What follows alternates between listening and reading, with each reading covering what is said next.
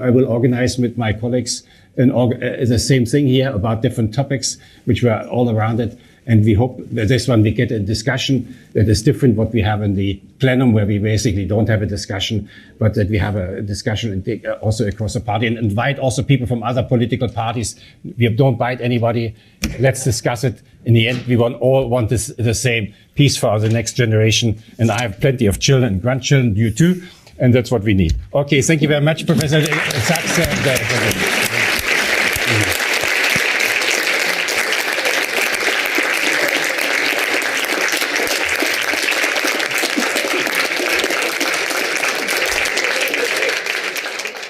Jeffrey Sachs is about to give a talk here in the European Parliament. Enjoy it.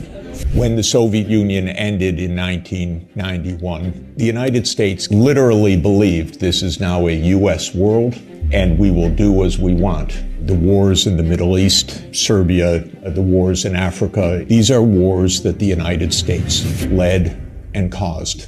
And this has been true for more than 40 years. Europe has not had any foreign policy during this period that I can figure out. No voice, no unity, no clarity, only American loyalty. Please don't have American officials as head of Europe. Have European officials. Have a European foreign policy. You're going to be living with Russia for a long time, so please negotiate with Russia. Trump and President Putin will agree to end the war. If Europe does all its great warmongering, it doesn't matter. The war is ending. Not one word is told to the American people about anything, or to you, or by any of your newspapers these days. This idea that Putin's reconstructing the Russian Empire, this is childish propaganda. So the war started. What was Putin's intention in the war? I can tell you what his intention was. When Zelensky said in 7 days, let's negotiate, I know the details of this exquisitely. I flew to Ankara to listen in detail to what the mediators were doing. Ukraine walked away unilaterally from a near agreement. Why? Because the United States told them to. I begged the Ukrainians, and I had a track record with the Ukrainians. I advised the Ukrainians. I'm not anti-Ukrainian, I'm pro-Ukrainian completely. I said, save your lives, save your sovereignty, save your territory, be neutral. Don't listen to the Americans. I repeated to them the famous adage of Henry Kissinger, that to be an enemy of the United States is dangerous, but to be a friend is fatal. Above all, I want to welcome Professor Jeffrey Sachs. And today, Jeff is probably the person in the world to speak up for peace, everywhere for peace, which is all these things combined. And therefore, I'm very happy that you're here. And I'm here since 6 months in this parliament. And for somebody who worked for the UN, I was actually quite shocked to learn that this parliament speaks only about war. I think we have now to rethink what we want to do. And I hope the European Union will also come, because I'm pro-European Union, will come to realize that we have also to see how we seek peace and how we manage peace and how we create again a peaceful Europe. And Jeff might give us for these things some insight. Thank you very much. I've watched the events very close up in Eastern Europe, the former Soviet Union, Russia, very closely for the last 36 years. I was an advisor to the Polish government in 1989, to President Gorbachev in 1990 and 91, to President Yeltsin in 1991 to 1993, to President Kuchma of Ukraine in 1993-94. I helped introduce the Estonian currency. I helped several countries in former Yugoslavia, especially Slovenia. I've watched the events very close up for 36 years. After the Maidan, I was asked by the new government to come to Kiev, and I was taken around the Maidan, and I learned a lot of things firsthand. I've been in touch with Russian leaders for more than 30 years. I know the American political leadership close up. Our previous Secretary of Treasury was my macroeconomics teacher 51 years ago, or just to give you an idea. So we were very close friends for a half century. I know all of these people. I just want to say this because what I want to explain in my point of view is not secondhand, it's not ideology, it's what I've seen with my own eyes and experienced during this period. In my understanding of the events that have befallen Europe in many contexts, and I'll include not only the Ukraine crisis, but Serbia, 1999, the wars in the Middle East, including Iraq, Syria, the wars in Africa, including Sudan, Somalia, Libya. These are to a very significant extent that would surprise you, perhaps, and would be denounced about what I'm about to say. These are wars that the United States led and caused. And this has been true for more than 40 years now. What happened, more than 30 years, I should say, to be more precise. The United States came to the view, especially in 1990, 91, and then with the end of the Soviet Union, that the U.S. now ran the world, and that the U.S. did not have to heed anybody's views, red lines, concerns, security viewpoints, or any international obligations, or any UN framework. I'm sorry to put it so plainly, but I do want you to understand. I tried very hard in 1991 to get help for Gorbachev, who I think was the greatest statesman of our modern time. I recently read the archived memo of the National Security Council discussion of my proposal, how they completely dismissed it and laughed it off the table when I said that the United States should help the Soviet Union in financial stabilization and in making its reforms. And the memo documents, including some of my former colleagues at Harvard in particular, saying we will do the minimum that we will do to prevent disaster, but the minimum. It's not our job to help. Quite the contrary, it's not our interest to help. When the Soviet Union ended in 1991, the view became even more exaggerated. And I can name chapter and verse, but the view was we run the show. Cheney, Wolfowitz, and many other names that you will have come to know literally believed this is now a U.S. world, and we will do as we want. We will clean up from the former Soviet Union. We will take out any remaining allies. Countries like Iraq, Syria, and so forth will go. And we've been experiencing this foreign policy for now essentially 33 years. Europe has paid a heavy price for this because Europe has not had any foreign policy during this period that I can figure out. No voice, no unity, no clarity, no European interests, only American loyalty.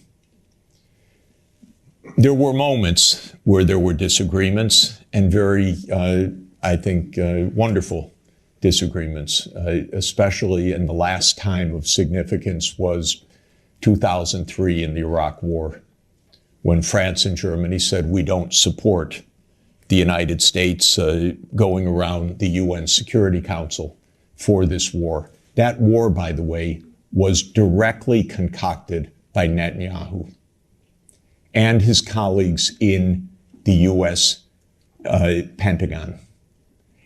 I'm not saying that it was a link or mutuality. I'm saying it was a direct war. That was a war carried out for Israel.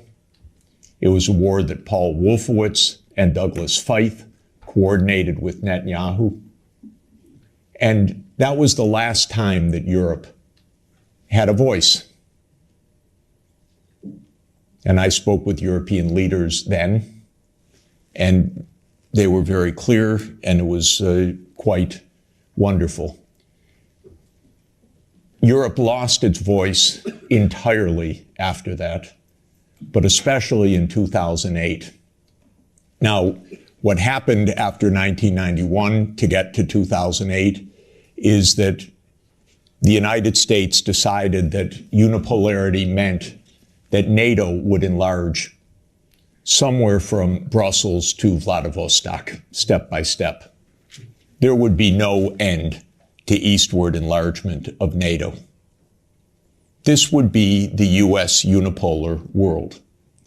If you play the game of Risk as a child, like I did, this is the U.S. idea, to have the peace on every part of the board. Any place without a U.S. military base is an enemy, basically. Neutrality is a dirty word in the U.S. political lexicon.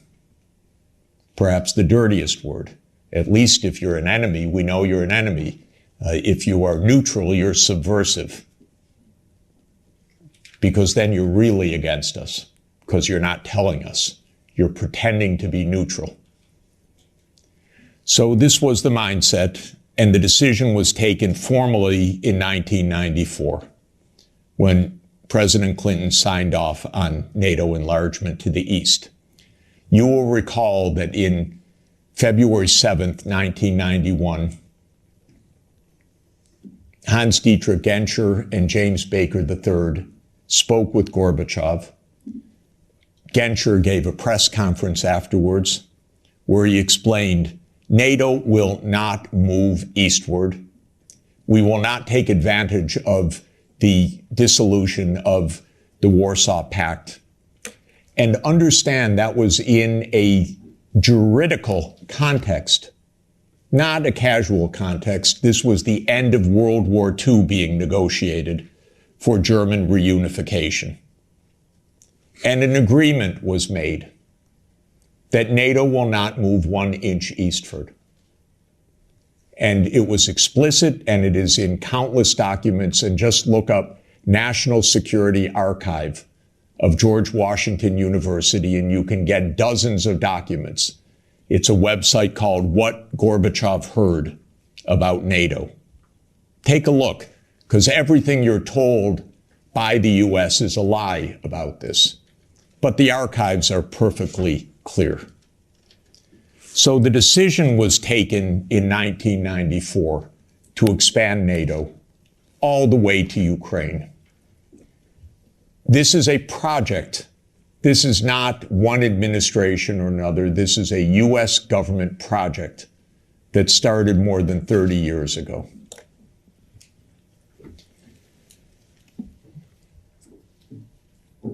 In 1997, Zbigniew Brzezinski wrote The Grand Chessboard. That is not just musings of Mr. Brzezinski. That is the presentation of the decisions of the United States government explained to the public, which is how these books work. And the book describes the eastward enlargement of Europe and of NATO as simultaneous events. And there's a good chapter in that book that says, what will Russia do as Europe and NATO expand eastward? And I knew Zbig Brzezinski personally. He was very nice to me. I was advising Poland. He was a big help. He was a very nice and smart man, and he got everything wrong. So in 1997, he wrote in detail why Russia could do nothing but accede to the eastward expansion of NATO and Europe. In fact, he says the eastward expansion of Europe, and not just Europe, but NATO. This was a plan, a project. And he explains how Russia will never align with China. Unthinkable. Russia will never align with Iran. Russia has no vocation other than the European vocation. So as Europe moves east, there's nothing Russia can do about it. So says yet another American strategist. Is it any question why we're in war all the time? Because one thing about America is we always know what our counterparts are going to do, and we always get it wrong. And one reason we always get it wrong is that in game theory that the American strategists play, you don't actually talk to the other side. You just know what the other side's strategy is. It's wonderful. It saves so much time. You don't need any diplomacy. So this project began, and we had a continuity of government for 30 years, until maybe yesterday, perhaps. 30 years of a project. Ukraine and Georgia were the keys to the project. Why? Because America learned everything it knows from the British. And so we are the wannabe British Empire. And what the British Empire understood in 1853, Lord Palmerston, is that you surround Russia in the Black Sea and you deny Russia access to the Eastern Mediterranean. And all you're watching is an American project to do that in the 21st century.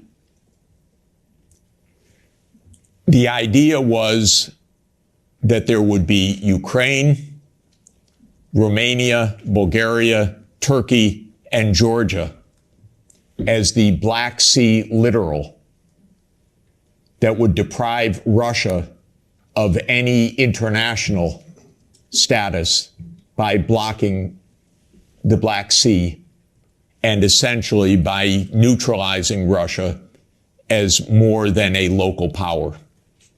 Brzezinski's completely clear about this. And before Brzezinski, there was Mackinder. And who owns the island of the world owns the world. So this project goes back a long time. I think it goes back basically to Palmerston. And again, I've lived through every administration. I've known these presidents. I've known their teams.